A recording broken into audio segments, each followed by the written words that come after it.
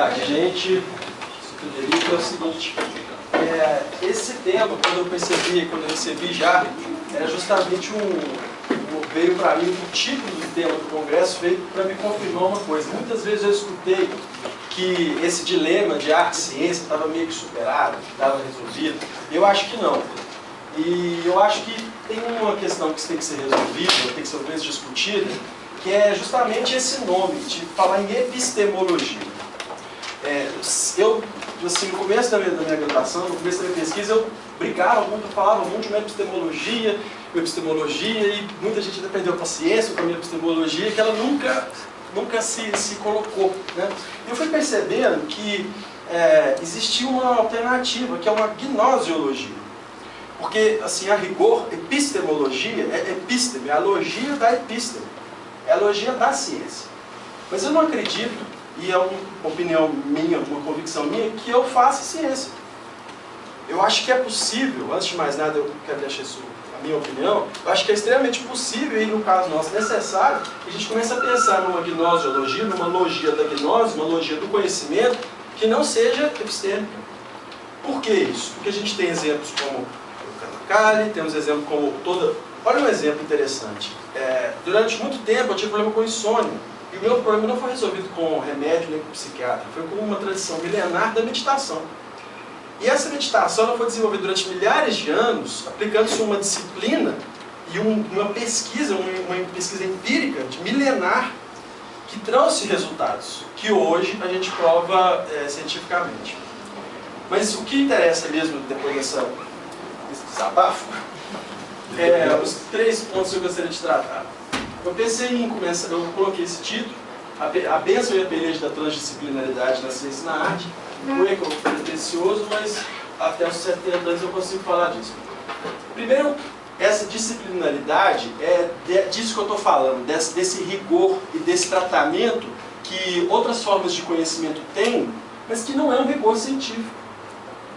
Você tem uma pessoa que estuda 20, 30 anos de um balé clássico, de uma coisa ali, aquilo é de um rigor absurdo, é de uma disciplinaridade absurda, mas não é uma disciplinaridade científica. Aí eu me pergunto, será que a gente tem que se ater e a gente tem que usar como orientação a epistemologia, mesmo a epistemologia contemporânea, mesmo uma discussão, porque mesmo que a epistemologia mais atual de todas, ela continua sendo uma logia da ciência. Então eu me pergunto se a gente tem que tratar o nosso conhecimento da mesma forma que é o conhecimento científico. Será que não existe uma forma de fazer essa logia desse conhecimento nosso que não seja epistêmica? Então essa é a primeira pergunta. E a primeira colocação sobre disciplinaridade é essa. A outra coisa que eu coloco é a tal da transdisciplinaridade. E é um tema que ele já está assim, bastante estudado na UFMG mesmo. A gente tem o Instituto de Estudos Avançados Transdisciplinares, que já publicou pelo menos 2 livros bem importantes nacionais, que é o Transdisciplinaridade 1 e 2, organizado pelo professor Ivan Domingues. São 2 obras que assim, eu já recomendo de início para se interessar sobre o assunto. E para falar de transdisciplinaridade, eu acho que esse aqui pode ser um bom exemplo. Quando eu vejo, por exemplo, dentro do nosso hall de disciplinas dentro da universidade, a gente tem uma necessidade de verticalizar o conhecimento. Então a gente tem uma verticalização nas biológicas, nas ciências físicas, na natureza, enfim. E a gente tem conexões inter e multidisciplinares. No caso, você tenta fazer uma ponte aqui, uma ponte aqui, é sempre uma comunicação entre as disciplinas. E a transdisciplinaridade, ela quer justamente uma coisa que atravesse essas disciplinas todas. Eu coloco aqui que para ela é preciso muito mais que conectar esses eixos, é preciso de uma logia, de uma forma de pensar o conhecimento que atravesse todos esses eixos. Como a gente não tem muito tempo, eu estou jogando essas informações assim. 5 minutos. Já deu? Porque aqui é o que mais me interessa mesmo. Bom, eu não vou entrar muito em detalhe, mas tem uma questão importante na transdisciplinaridade, que é a questão das propriedades emergentes. Que evidentemente não vai dar para eu falar em 5 minutos, mas basicamente o que a gente tem é o seguinte: a gente tem, assim, aqui eu já estou me reportando à ciência, cosmologicamente, fisicamente, a gente tem uma evolução a partir da história cronológica do universo mesmo. A gente tem uma realidade física que é anterior a qualquer outra realidade. Então, se a gente voltar 13,5 bilhões de anos atrás, você não tem nem hidrogênio. Não existe fenômeno químico no início do universo. No início do universo ele é quente demais para ter agregação e formação de estruturas. O que acontece? Quando ele esfria, ele dá o primeiro salto de complexidade. Você vai passar de um mundo físico para um mundo químico. A partir daí você vai ter outros saltos, que é um salto para um mundo biológico, que é para um mundo cultural, e agora estamos vivendo essa passagem para o mundo digital. O que interessa para mim aqui é que a cada nível de complexificação que você tem no nível desse, você tem propriedades que emergem. Por exemplo, você que nessa dinâmica física, exclusivamente física, por mais que os fenômenos químicos afetem o mundo físico, ele não tem a complexidade, esse não tem a complexidade desse. Mas o que me interessa mesmo aqui é perceber que existe uma passagem desse último salto, desse mundo biológico para esse mundo cultural. Nessa passagem é que emergem propriedades que não estão nesses níveis anteriores. O que a gente tem, então, nesse movimento é a cada vez mais uma complexificação e uma emergência de outras propriedades. O que eu quero dizer com isso? Quando a gente vai estudar esse nível da realidade, esse nível da tecnologia, esse nível que a gente trata na sociologia, esse nível que a gente trata nas humanidades, o problema que eu vejo é uma segmentação de forma que a gente, desse mundo inteiro, a gente vê só esse quadradinho. E aí, quando eu penso em psicofísica, eu acho que é imprescindível que esse vá até o mundo físico. Não que a gente vá ter que estudar termodinâmica, que a gente vai ter que saber essa coisa toda, mas é preciso, no meu entendimento, que, pelo menos quando a gente vai falar em psicofísica, que a gente consiga abranger, pelo menos até esse nível.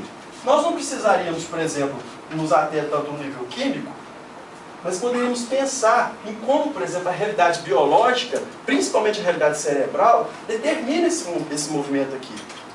Como disse a Mônica no colóquio do ano passado, precisaria, ou pelo menos seria desejoso, que os professores pelo menos se atentassem um pouco para as novas realidades. Porque na década de 90, se a gente não teve uma revolução da neurociência, a gente teve uma revelação de um monte de coisas.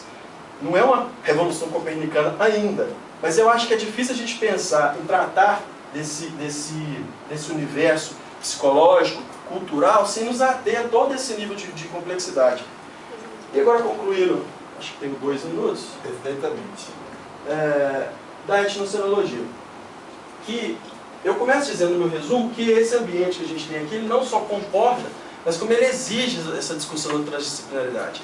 E aí eu vou concluir com a seguinte questão. Transdisciplinaridade, ela não abre mão da disciplinaridade. Ela se aporta nela, é o que o Ivan Domingos martela. Ela é necessário, não é uma casa da mãe Joana. Na verdade, o que a gente precisa rever é uma forma de rediscutir a própria disciplinaridade. Porque se não existe uma forma de tratar esse conhecimento de forma não científica, ele é tratado apenas, então, dessa forma? Será que não tem uma forma da gente fazer isso? E aí, dentro da ciência, eu acho que a gente fica muito limitado e muito restrito, porque a arte tem os seus rigores. O conhecimento artístico ele tem seus rigores, que são diferentes dos rigores que eu vejo na ciência. Nesse sentido, eu penso que a etnocenologia é uma oportunidade não só a gente discutir uma outra epistemologia, como uma outra forma de discutir uma outra gnoseologia. Porque, como eu repito e estou insistindo desde o começo, eu acho que a gente pode descobrir uma forma de pensar a nossa disciplina e o nosso conhecimento sem nos orientar única e exclusivamente pelo que se é discutido cientificamente. Eu acho que é possível ser racional, acho que é possível ser lógico, e principalmente, a principal vantagem que eu vejo na ciência é porque ela é objetiva, e o objeto é aquilo que eu vejo, e você vê também. Eu falo cadeira, você não precisa ver a cadeira, a gente enxerga a mesma coisa. E essa tradução, como hoje a nossa professora estava falando hoje na palestra, essa necessidade de comungar esse conhecimento, a gente tende a fazer ele objetivamente, ou a acreditar que ele será objetivável. E eu fico pensando em como a gente consegue comungar isso que a gente sabe, né, doutor? Sem necessariamente descrever. Eu acho que é possível compreender sem descrever de alguma forma. Desculpa, eu não consegui preparar muito, mas é o meu jogo, meu brainstorm ao vivo. 10 minutos para aprender sem escrever e ouvir sem discutir, para a gente tentar manter a metodologia agora e nesse.